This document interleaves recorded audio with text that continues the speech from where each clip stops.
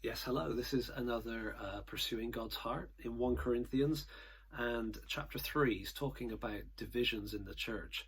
And he says in verse 4, when one says, I follow Paul, and another, I follow Apollos, are you not being merely human? He's kind of rebuking them for being a bit immature.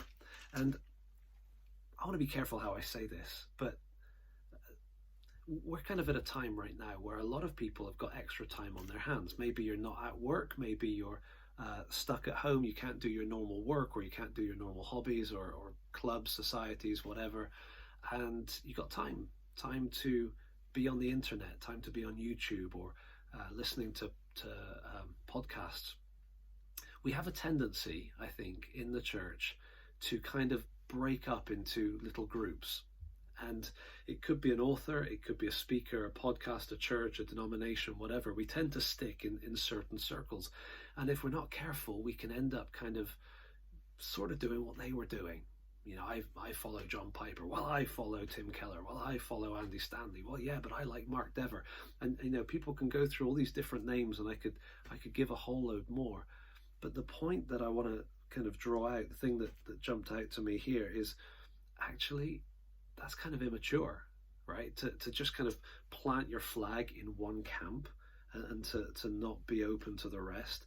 I'm not saying any of these guys or any of the others that I could name are in any way perfect, but they're giving God's word, they're giving thoughts to us that can be helpful to us. And so when you get down to the end of 1 Corinthians 3, Paul says to the Corinthians, verse 21, let no one boast in men, for all things are yours.